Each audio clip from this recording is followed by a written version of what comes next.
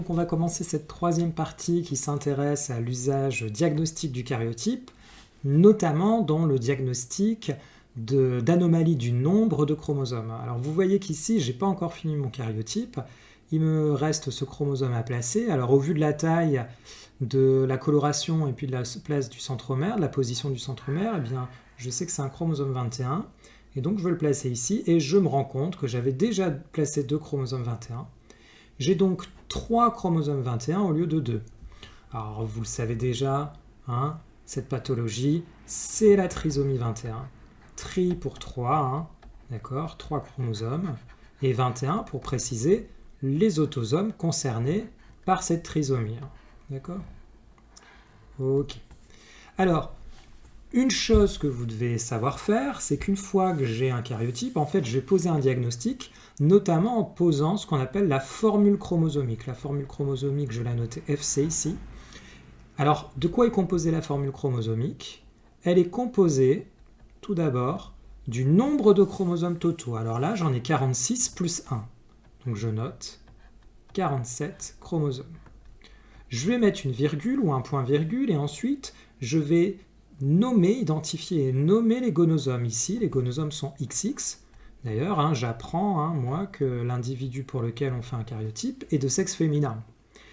Et enfin, s'il y a effectivement une anomalie de nombre de chromosomes, je vais l'indiquer ici. Alors, s'il y a un chromosome en moins, je mettrai un petit moins. Ici, il y a un chromosome en plus, donc je note le plus. Et à côté du moins ou du plus, je vais noter l'autosome qui est concerné par ce chromosome surnuméraire, en trop.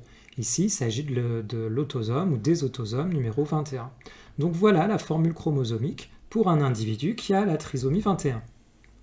D'accord ? Alors, vous allez vous entraîner avec d'autres karyotypes. Donc je vous invite à mettre pause à la vidéo et pour ensuite vérifier la réponse. Donc karyotype suivant ici. Faites une petite pause. Ok. Donc ici, je constate que j'ai bien 46 chromosomes. Je note donc formule chromosomique égale 40. J'avais mis 2 points égale, peu importe. Mes gonosomes sont XX et j'ai pas d'anomalie chromosomique, en tout cas d'anomalie du nombre de chromosomes. Donc j'ai fini ma formule chromosomique. Voilà la formule chromosomique d'une femme saine, en tout cas qui n'a pas d'anomalie du nombre de chromosomes. Karyotype suivant. Ok, petite pause. Donc je vois que là aussi j'ai 46 chromosomes. J'ai pas d'anomalie du nombre de chromosomes. Ok. Je vais noter les gonosomes ici, XY. Pardon, vous voyez, je vais trop vite, petite erreur. J'ai d'abord donc pas d'anomalie du nombre, c'est pour ça que je l'ai oublié, 46. Et ensuite, je note les gonosomes, X, Y. Donc voilà la formule chromosomique d'un homme, avec un petit H, sain, d'un individu de sexe masculin, sain. Karyotype suivant. Ok. Petite pause. Très bien. Donc, j'ai la formule chromosomique. Ici, je constate qu'au niveau de la paire, enfin, des chromosomes 18, j'ai un chromosome en trop. J'ai donc 47 chromosomes et non pas 46. Les gonosomes sont XY, il s'agit d'un individu de sexe masculin. Et il ne faut pas que j'oublie, comme j'ai un chromosome en trop, de signaler duquel il s'agit des autosomes numéro 18. Ok, karyotype suivant. Ok, petite pause. Bien, donc ici, ma formule chromosomique. Qu'est-ce que ça va être ? Donc, je vois que j'ai un problème au niveau des gonosomes. J'ai 2 gonosomes X, très bien, mais attention, ne pas oublier le gonosome Y ici. J'ai 3 gonosomes au lieu d'avoir 2 gonosomes. N'oubliez pas, les gonosomes, c'est une paire, ce sont 2 chromosomes normalement. Là, j'en ai 3. Et bien, donc j'en ai un trop, donc on est toujours sur du 47. Je note les gonosomes, et ici, je note toujours les X en premier, comme l'ordre alphabétique. XXY, et là vous avez peut-être été embêté en disant « Ah bah tiens, je veux bien faire, il y en a en trop, je mets plus. » Mais alors lequel est en trop? Eh bien, vous n'allez pas l'identifier comme ça sur le karyotype, et en fait, dans le cas de gonosome, vous n'avez pas besoin de rajouter quel chromosome est en trop, puisque vous le voyez ici. J'ai un chromosome en trop chez le lire ici, 47, et là je vois que j'en ai 3.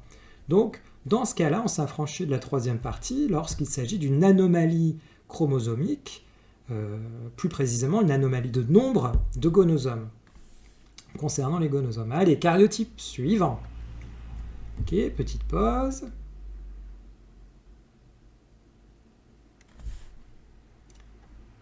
Ok, la formule chromosomique ici. Et tout d'abord, j'ai 47 chromosomes. Eh bien oui, là aussi j'ai un problème au niveau des gonosomes. Cette fois-ci, là, je suis XY, mais j'ai un gonosome Y en trop. Et donc, je vais le signaler ici.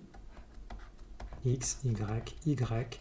Il s'agit d'un gonosome en trop. Je n'ai pas besoin de noter le chromosome concerné. Enfin, dernier karyotype. Petite pause. Ok. Donc, la formule chromosomique, cette fois-ci, eh bien, regardez, dans cette fois-ci, c'est le contraire, j'allais dire. Je n'ai pas un chromosome en trop, mais un chromosome en moins. J'ai un gonosome X et pas de gonosome Y.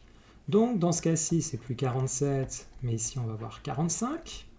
Je mets mon virgule ou mon point virgule. Je mets les gonosomes X. Et souvent, hein, même tout le temps, pour être sûr qu'on n'a rien oublié derrière, hein, eh bien, on met un petit 0 pour dire, ok, hein, c'est pas un oubli, il n'y a rien derrière le X, 0, nada. Donc voilà, ici, cette formule chromosomique. Alors, je vous donne les noms des pathologies, mais je les évoquerai un peu plus en détail dans une autre vidéo. Ici, c'est ce qu'on appelle, donc ça vous pouvez le deviner, une trisomie. D'accord, j'ai 3 chromosomes. Et le chromosome concerné par cette trisomie, comme je l'ai noté ici, c'est la trisomie 18. Ensuite, ici, hein, pour ces pathologies gonosomiques, souvent on va donner des noms de syndromes, ce qui est le cas aussi hein, pour la trisomie 21, par exemple, on a le syndrome de Down, etc. Dans ce cas-ci, ça, c'est ce qu'on appelle le syndrome... Alors, vous n'avez pas à connaître, à identifier ces pathologies, mais je vous le signale quand même. Hein. Ici, c'est ce qu'on appelle le syndrome de Klinefelter. Ok, ça s'écrit comme ça. Voilà. Ensuite, ici, on a une pathologie. Alors, c'est bien une trisomie également, hein, puisqu'on a 3 chromosomes sexuels, 3 gonosomes. Une autre trisomie, qu'ici, on va appeler le syndrome de Jacob. D'accord? Et enfin, ici, cette fois-ci, je n'ai pas une trisomie, mais une monosomie. D'accord? Terme à connaître, hein, vous connaissez trisomie, mais vous devez être capable de dire, eh bien tiens, ici, j'ai une monosomie, c'est-à-dire j'ai un seul chromosome, au lieu d'en avoir 2. D'accord? J'ai un seul chromosome sexuel. Et cette pathologie s'appelle le syndrome de Turner. Donc voilà pour l'analyse de certains karyotypes, enfin des karyotypes, et donc vous êtes exercé sur certains karyotypes.